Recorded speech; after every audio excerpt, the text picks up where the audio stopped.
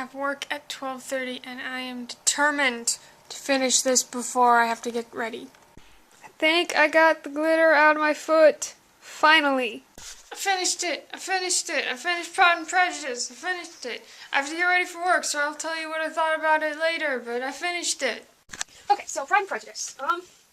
Everyone talks about Austen, like, just so awesome and whatever, because it's classic. And I think part of what made it a classic was that a lot of her big-name contemporaries liked it at the time. And that helped instill it in our minds as, oh, this must be good, because the other people we think are good think it's good, so we gotta think it's good too.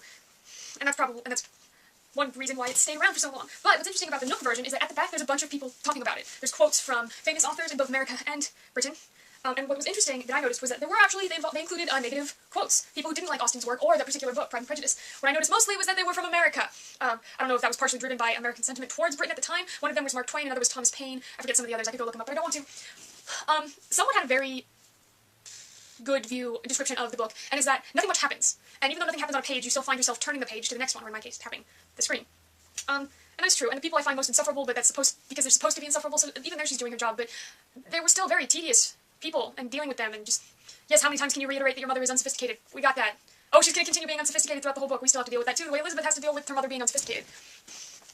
But what I didn't particularly like is that people fame Austen for her depth of character development, but we don't know what any of these people look like. There is not a description of any person in that book. She pays more attention to telling us what the grounds look like of the different estates than what the people walking those grounds actually look like. And that bothers me, because I'm not trying to connect with the grounds, I'm trying to connect with the people. And seeing them more as proper, fleshed out people would help a lot, and being able to picture them in their movements. Where did my crochet hook go? So what I really disliked about the book was that she just throws in dialogue. There's no action surrounding it, there's very little movement around the dialogue, there's just these blocks of text. Where did it go? I heard it fall. There's just these blocks of text with quotes around them that goes back and forth, and it doesn't even say sometimes who said what. So you lose track of the conversation if more than one person is speaking. Seriously, where did the crochet hook go? And I greatly dislike that because I would like to be able to keep track of that. And of other things.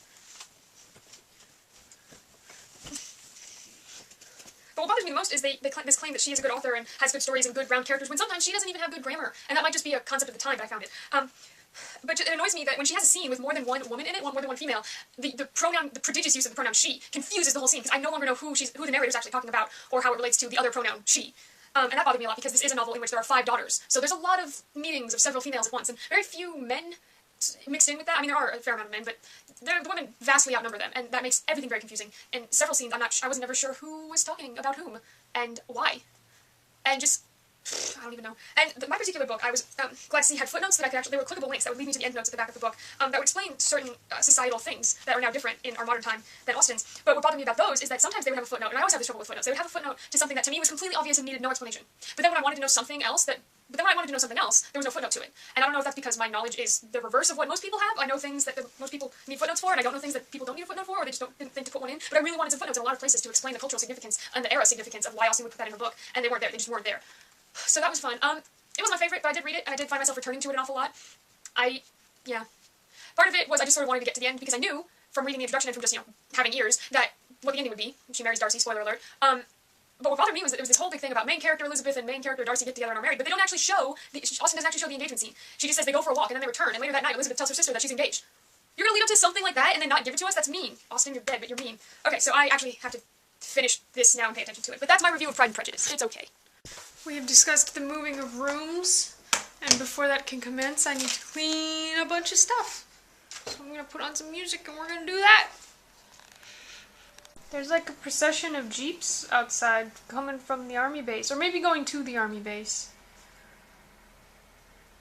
Army jeeps. Army jeeps. You can't tell from the camera. I got a present from Andrew's mom. You know what it is? It's going to be very well intentioned. Probably bad? What? I don't know. Ooh, it's a cloth. It's a thing made out of cloth. It's something you can bath me on. Is it a towel? Is it a bath mat? Maybe. Blanket? The thingy doesn't say what it is. Scarf. Is it a scarf? It's a scarf? Better than cashmere. Something super soft. You're super soft. I think it's a scarf. It's a scarf. It's really long scarf. Holy It's crap. long enough to be a scarf. I think it's a scarf. I'm gonna say it's a scarf. Scarf. I got a scarf. Scarf It's for very mom. soft. Was it softer than cashmere? Yeah. Except it's all acrylic. You don't know what that means? Plastic, pretty much. Yeah. Thank you. Hey. She won't see it, but thank you. Okay. Yo, what are you doing? That's some progress. And then when I get down there, I will actually clean and sort things. You're going in the tech drawer for now, camera.